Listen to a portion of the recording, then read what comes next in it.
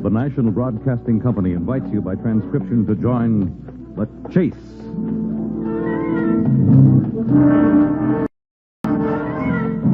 There is always the hunter and the hunted, the pursuer and the pursued. It may be the voice of authority, or a race with death and destruction, the most relentless of the hunters. There are times when laughter is heard as counterpoint, and moments when sheer terror is the theme. But always there is the chase. And where can we run to when we are being pursued by a phantom?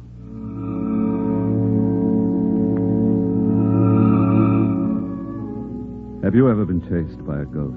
No, don't laugh, please. This isn't a joke. And it isn't an old wives' tale told by the light of the moon. It's real. It happened to me.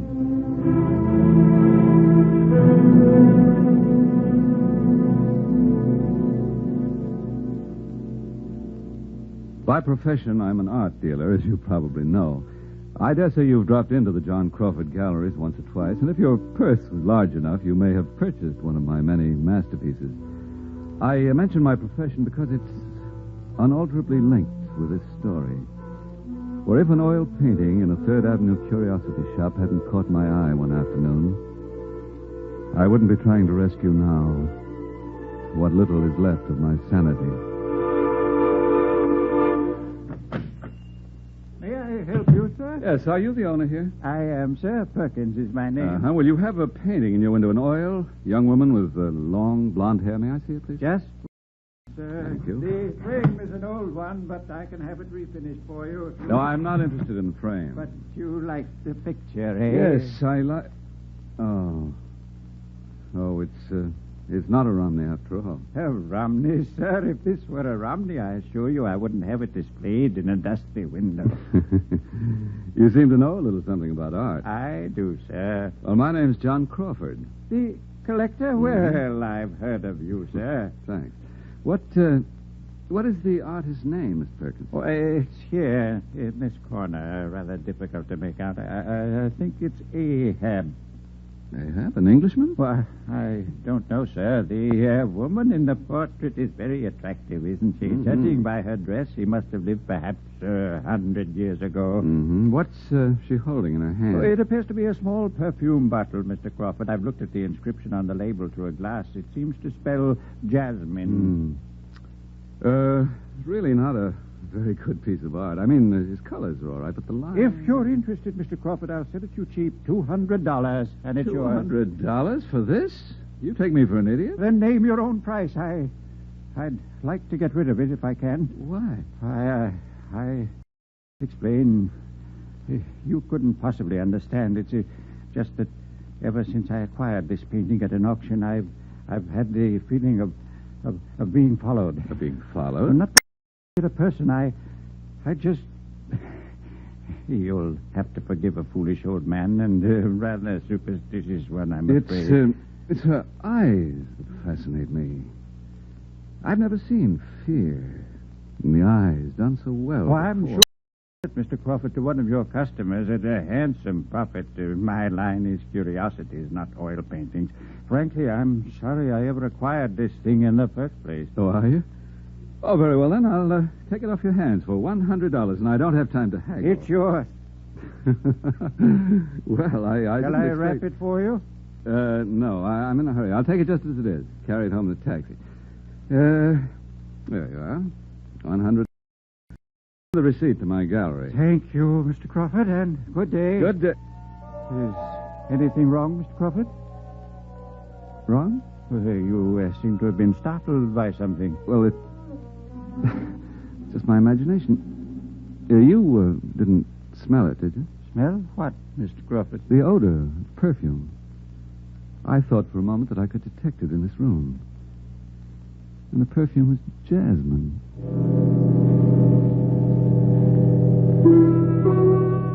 Coincidences are rare in my life, but it was on that very night that my wife Edna got another one of her silly ideas. Edna's actually a marvelous woman. We've been married 12 years, and our love has grown strong, particularly since we've never been fortunate enough to have children. Edna's an intelligent woman with a wonderful sense of humor, but like all women, she occasionally goes in for fads. And on the day I bought the painting, she'd returned home with something new. But, John, it should be such fun. Oh, Edna. Darling, the whole idea is ridiculous, and it bores me. Seances. Well, that sort of nonsense went out with hoop skirts. You don't believe in the supernatural? Of course not. Do you? Perhaps. Edna, there are no such things as ghosts. When people die, they don't come back. Prove it to me by coming to the seance. They say the Swami's marvelous. The Swami? Oh, please, darling, be a good sport. Oh, all right. I'll give in to your whim, but I warn you, Edna, we're both going to feel like idiots before this night is over.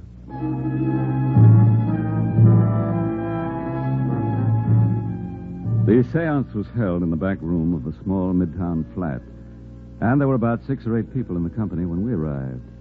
We were seated in a sort of a semicircle, and then the Swami entered, a tall, thin Indian in a turban with protruding cheekbones and a mask-like face. He regarded his guests with amusement for a moment, and then began to speak. There are some of you here who are skeptics. There always are.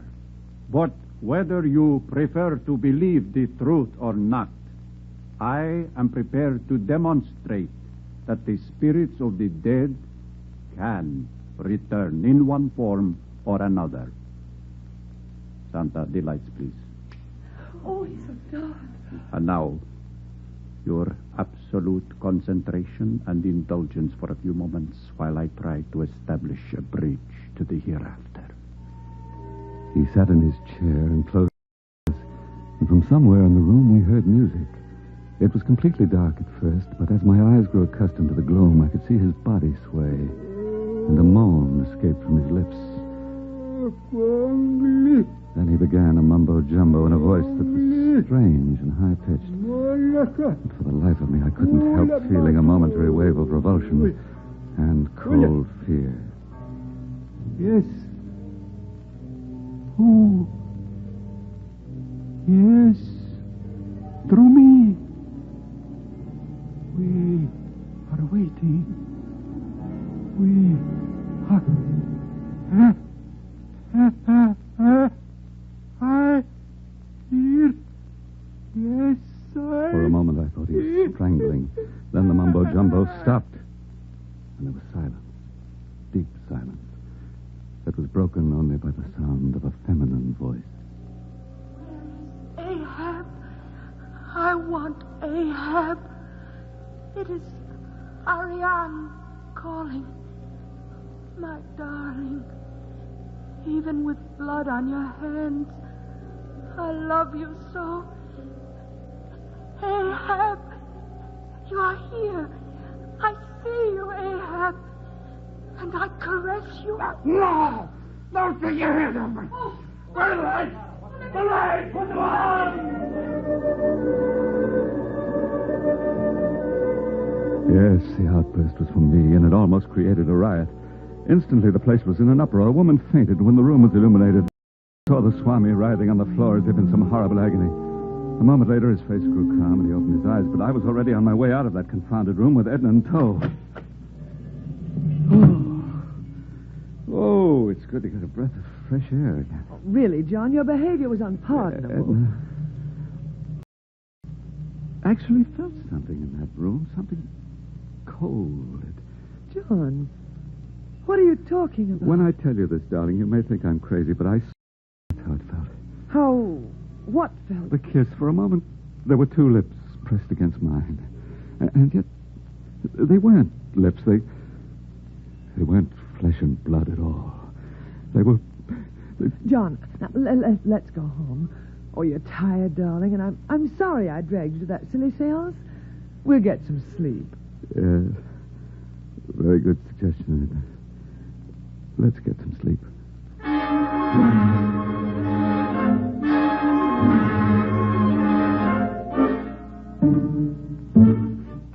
John? Oh, It's you, Edna. How do you feel? Oh, I'm all right, darling. I'm afraid I behaved like a kind of an idiot last night. Will you forgive me? Oh, there's nothing to forgive. Oh, is that the new picture? Mm-hmm. I just acquired it yesterday. Oh, it's rather good. Who's the artist? A chap named Ahab. Never heard of him, but the portrait appealed to me. Did you say Ahab? Yes. Well, wasn't that the name? Mentioned by that woman's voice at the seance? Yes. But what does it mean? What does what mean? The coincidence. Not a coincidence, Edna. There's a connection. There must be. Perhaps the voice at the seance belonged to this girl with the golden hair. You made fun of me for having some belief in the supernatural, John, but now you're going even farther than I did. I know, darling. It's asinine. Forget it, will you, Edna? The entire thing is undoubtedly a fraud. She's very lovely, the girl in your painting. You think so? Yes. But she's not quite my type. I imagine she's been dead for over 100... What's the trouble, John? I don't quite know. John, are you sure you've been the past few days? Quiet, Edna. Did you... Anything odd just then? Odd? Yes. The odor of jasmine. No. There it is again. It's unmistakable. Edna. John. Come out of this room quickly. Why are you locking the door? Locking? Yeah, well, that's silly, isn't it? Oh, John, you're not yourself. Something's troubling you. That seance. Let's not talk about the seance, Edna. Very well, if you don't want to. Edna, let's go south for a few weeks. South? Yes, the season hasn't started yet. Palm Beach shouldn't be too crowded. Look, we can even go to Havana for a while and have a bit of relaxation, huh? We missed out on the summer vacation. Let's make up for it now. I've been trying to get you to take a few weeks off for almost a year. Havana should be wonderful fun. We can leave next week. No, not next week, Edna. No? Well, then when? Hello, information. Would you get me the number of the airline's terminal, please? Yes, thank you. Oh, well, when do you want to leave, John? In a day or two? Tonight. Tonight? There may be a plane in 2 or 3 hours. We can make it. But we haven't even packed, and we haven't any... What? Yes. Oh, thank you, operator. Oh, now, John, just a moment. Put that phone down, please. Edna! John! What are you running away from? Running away? You act as though something or someone has frightened you. Oh, this isn't like you, John. I don't understand it, and it worries me. All right, be difficult. Just for old time's sake. All right, darling. I'll pack a few things, and we'll be on our way. I couldn't tell her. I couldn't tell her that she was right and that I was running away from something. But what? Then I didn't know. Then it was just an unbridled feeling of wanting to escape. I didn't realize that my pursuer would follow me to the ends of the earth and that the chase would have no finish. Well, once on the midnight plane, Edna fell right to sleep. I read a bit, and when the hostess dimmed the plane lights, I walked to the back of the ship for a glass of water. A few moments later, I made my way forward again, but because of the darkness, I settled myself in the wrong place. There were 2 vacant seats. But when I realized my mistake, started to get up again, I suddenly sensed that although the seat beside me looked empty, it wasn't. For a moment I froze. A hand had touched my arm. A hand I couldn't see. Then the odor of jasmine again. Very powerful now. And an icy in my throat. Ahab, my love. You will never leave me. Let me go! John, what are you doing back here? Edna. Oh, John, you're ill. Help me up, Edna. Let me ring for the stewardess. No, don't do that. She's gone. Who's gone? The girl, the thing, whatever it was that tried to kiss me again just now. John. It followed me aboard the plane. It's here. The next stop is Jacksonville. We're getting off this plane. Getting off? There's no point in trying to run away any longer, Edna. She'll pursue me wherever I go. Edna, Yes, John. I think a ghost has fallen in love with me. Yes, it struck me all at once. The girl, or the phantom, or whatever you want to call her, believed I was a man named Ahab, the man who painted her portrait, because I was certain now she was the woman in my picture. And she was infatuated with me. There was no mistake about it. Her kiss, her caress, though it reminded me of the lips and fingers of a cadaver, was her way of showing affection. Affection, mind you, from a ghost. Was I going completely crazy? But I had a plan, and although Edna had other ideas, I intended to follow it through.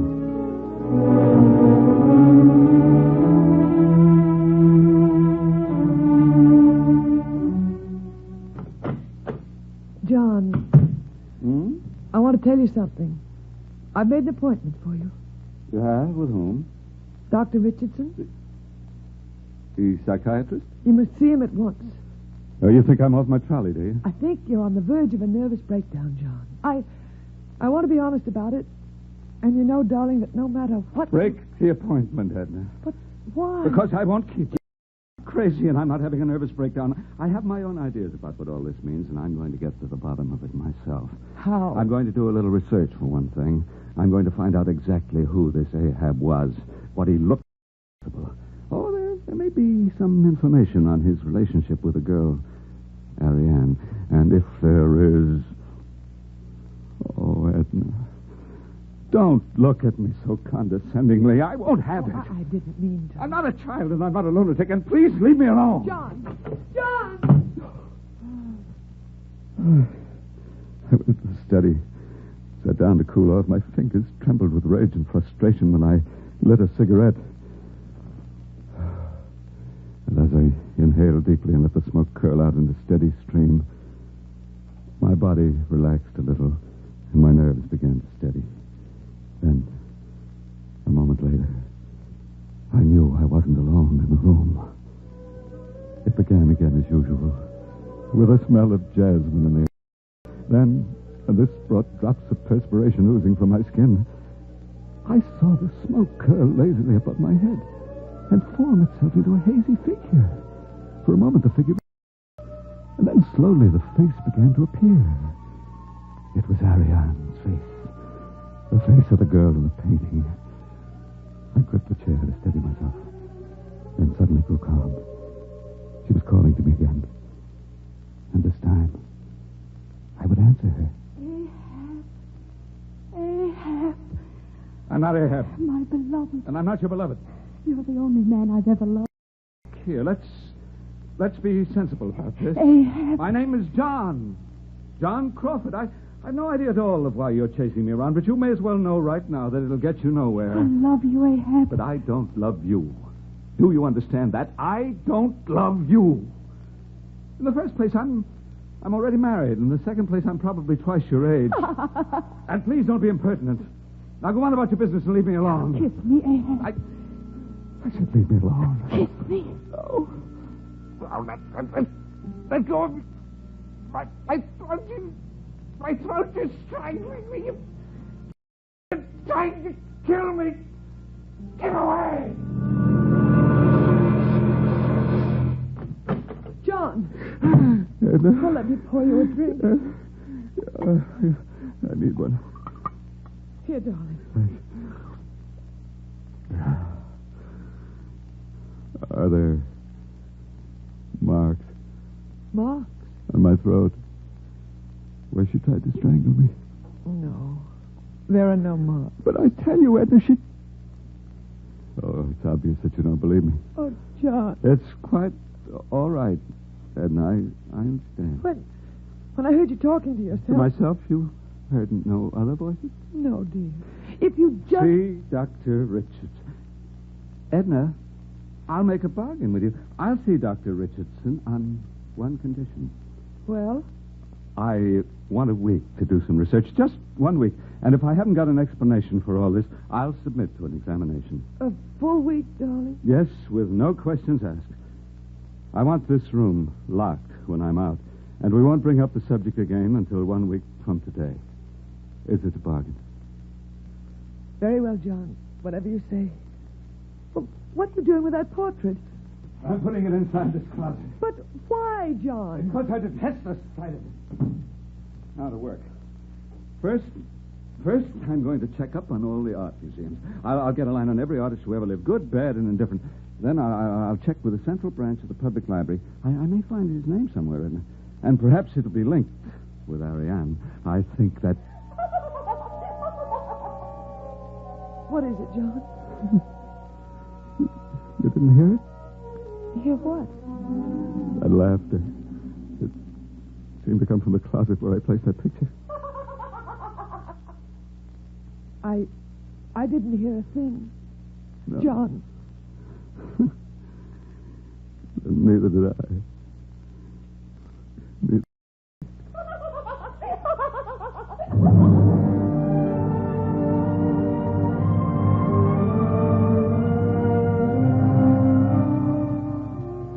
It was obvious. Ariane was audible to me alone. No one else could hear her. But I was getting used to her ridiculous antics now, and I didn't. I set to work to learn something about her history through the artist Ahab. For a time, I thought I was stymied. Then I ran into a bit of luck. I'd strayed into a legal library specializing in law books only. And while thumbing through their catalogs, I hit pay dirt. Miss, could you help me for a moment? Oh, what can I do for you, sir? This card in the catalog, Ahab versus the Crown. What does it mean? Oh, let me see. It seems to refer to a legal trial during the reign of Queen Victoria, judging by the catalog number. Where can I find a description of it? Come with me, sir. All right. The book should be on this shelf. Uh-huh. Let's see. It's a collection of famous murder trials held during the reign of Queen Victoria. I see. Thank you.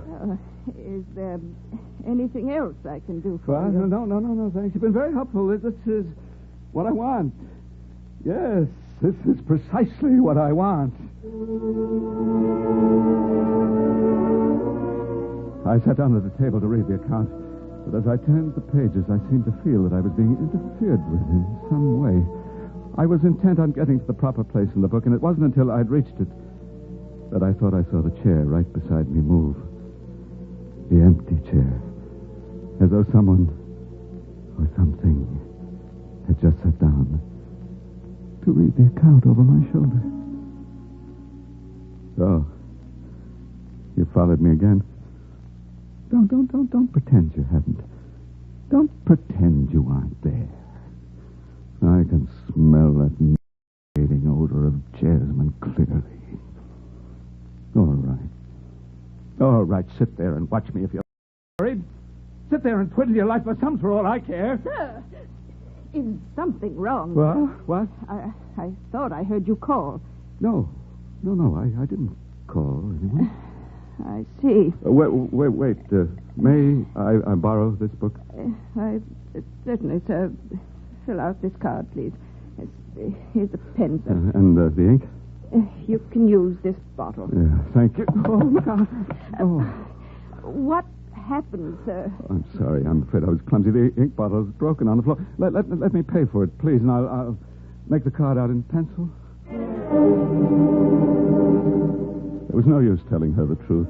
The librarian would have called for a policeman, but the plain fact was Ariane, my unwanted had deliberately pushed my arm so that I upset the ink bottle. Oh, she was a clever one. She didn't want me to read that account about Ahab's trial, but whether she liked it or not, I was getting the facts, and Ariane could go hang. John? Oh, hello, Edna. When did you get home? We got home about 2 hours ago. We? I did. Edna, look here. I've uncovered a clue. I've been reading an account in this book about a murder trial some 90 years ago. The trial of a man named Ahab, Edna. And you know who his victim was? Who, dear? Ariane. I see. No, you don't see. I haven't explained it yet. Will you listen, please? Of course, John. Ahab Coulter was an artist and a frustrated one. According to the court records, his work rarely sold. He was subject to fits of anger and depression. And who was Ariane? His model, his only model. And she was madly in love with him, but he imagined she was leaving him for another man. And he strangled her. How awful. Well, he was clever about hiding her body. It was months before he was apprehended by the police. When they finally caught up with him, it's purely his own fault. He'd gone out of his mind. And in his rantings, he admitted his guilt. I don't want to hear any more. But you must hear the rest. It's the most important part. When they arrested him, Edna, he was standing in front of a portrait of Ariane that he had painted, the portrait that I now own, Edna. Yes? Ahab had a knife in his hand, and he was about to stab the portrait through the heart. During the trial, he said over and over again that the woman was trying to drive him crazy, even in death, and that the only way he could get rid of her was by murdering her portrait. Murdering her portrait? He never got a chance to do it, however. He was imprisoned in jail for the criminally insane, where he died. And Edna... Well? There's an old woodcut here, look, in the book. A picture of Ahab Coulter. Look at him, Edna. Look at him. He resembles me. Where are you going, John? To the kitchen. John, wait! What are you doing with that bread knife, Get out of my way, Edna. John, no. Get out of my way. You're not going into the study. Yes? Now listen to me. You've got to listen. Well, It's been a week now. a week? Since we made our bargain. What bargain? You said you'd confess Richardson in 1 week's time. I said... Oh, I did say that, didn't I? All right, call him, Edna. Oh, John, may I? Yeah, I'll see him tomorrow.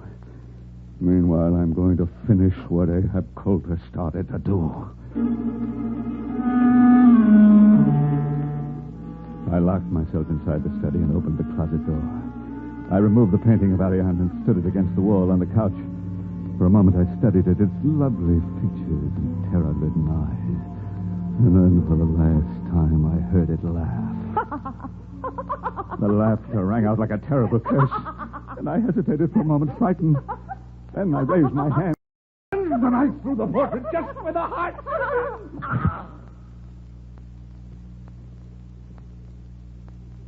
That was several months ago. Since then, well, I've been convinced that it was all one gigantic hallucination. Dr. Richardson, well, he treated me for a nervous breakdown, sent me away for a brief rest. He said it all started at the seance, which was undoubtedly a fraud.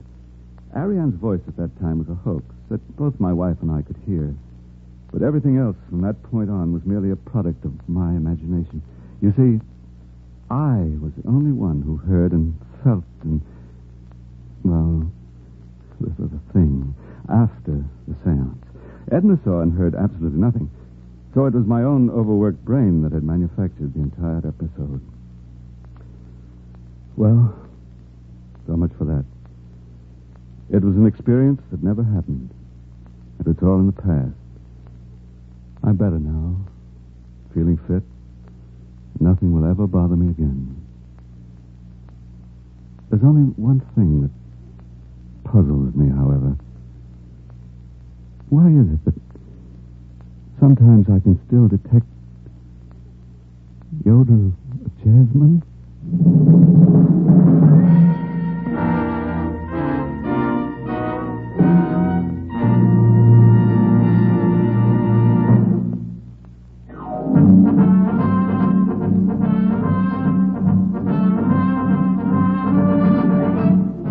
The Chase was created and written for the National Broadcasting Company by Lawrence Klee. Featured in tonight's cast were Paul McGrath, Ann Seymour, Roger DeKoven, and Brian O'Rayburn. The Chase is directed and transcribed by Edward King, Fred Collins speaking. Next week, a man who has lost his memory begins a search for his own identity. A hunt that produces some startling revelations during The Chase.